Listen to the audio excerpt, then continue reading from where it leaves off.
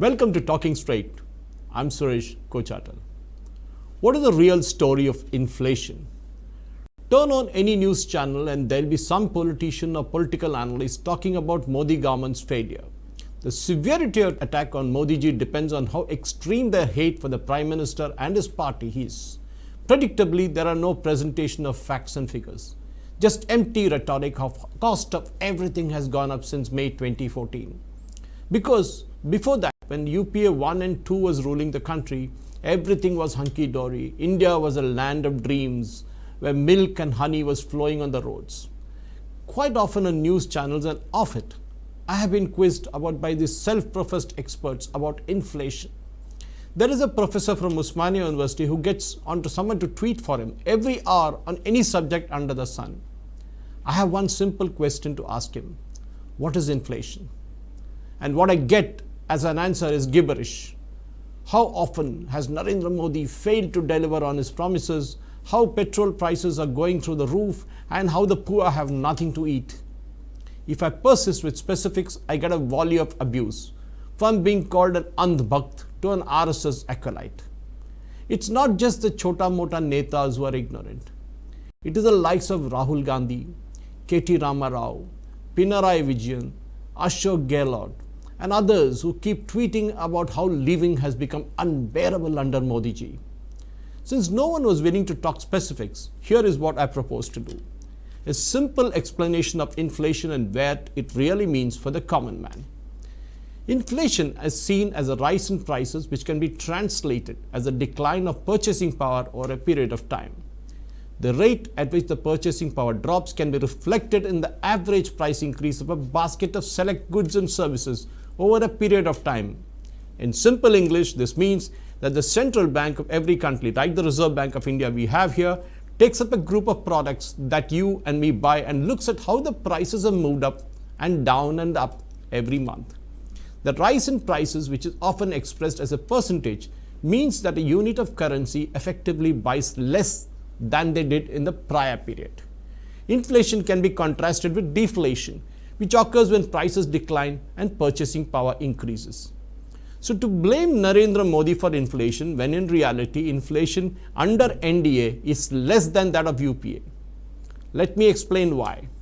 The rate of inflation in September 2022 is 7.4%, and according to the Reserve Bank of India governor, the inflation for October 2022, the figures of which will be released next week, will be below 7%. Inflation in September 2022 was primarily contributed by the rise of prices in mineral oils, food articles, crude, that is petroleum, and natural gas, chemicals and chemical products, basic metals, electricity, textiles, etc., as compared to the month of the previous year, September 2022 to September 2021. Of this, you can blame Modi ji for fuel prices, but the final prices of the pump depends on what taxes the state levies. For example, the petrol prices in the state where I live in, Telangana, is among the highest because of the high level of state taxes. Unlike other products, fuel, cigarettes and liquor does not come under the GST. 6 in 10 Indians live in states where the retail inflation exceeded the national average of 7% in August. The government data actually suggests this. This is despite the fact that only 10 out of the 22 states for which such data is available had above average inflation, which means the highest inflation rates in India are concentrated in some of the most populous states.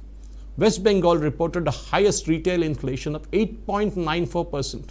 Remember, the inflation was 7% national level in August, followed by Gujarat at 8.22, Telangana at 8.11, Maharashtra at 7.99, and Madhya Pradesh at 7.83. In India's most populous state, that is Uttar Pradesh, the inflation rate was 7.62%. Bihar was among the only one of the most 5 populated states to record a below the inflation rate, below the national average, coming at 6.31. Telangana's rural inflation is also the second highest in the country at 10.26, with the most of the inflation seen in oils and fats, meat and fish, vegetables and fruit among food. Surely you cannot blame Modi ji for this.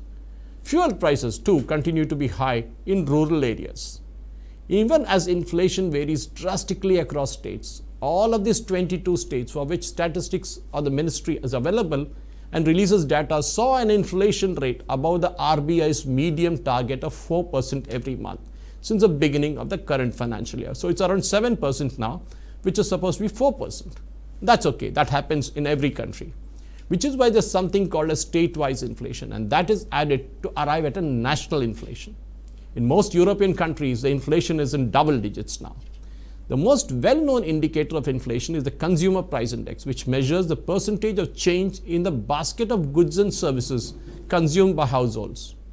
Now let's come to the actual inflation numbers for 9 years since Narendra Modi government took over. It is 5.13% for the 8.5 or actually close to 9 years of Modi Sarkar. Compare that to the actual inflation numbers for 10 years under the Manmohan Singh government. That was 7.98%. I have a question for Mr. Rahul Gandhi. Can you clarify, Mr. Rahul, whether inflation was more during the 10 years under UPA 1 and 2 under Manmohan Singh or 9 years under the NDA government under Narendra Modi? Surely, any kid will tell you that 7.98% inflation under UPA is more than 5.13 inflation, that is 5.31% inflation under the NDA. The clown prince thinks he can get away by spreading lies every day. But Mr. Rahul, statistics don't lie. As Abraham Lincoln famously said once, you can fool some of the people all of the time, and all of the people some of the time, but you cannot fool all of the people all of the time. This is my first in the series of presentations on various facts and figures that Mr. Rahul Gandhi and other opposition leaders come up with. The next one will be on employment, and of course we'll go on to the rest of the things as we go along. Thank you for watching. Jai Hind. Please subscribe to Nationalist Hub English channel for more interesting videos, and don't forget to like and share this video. Nationalist Hub, it's a news revolution.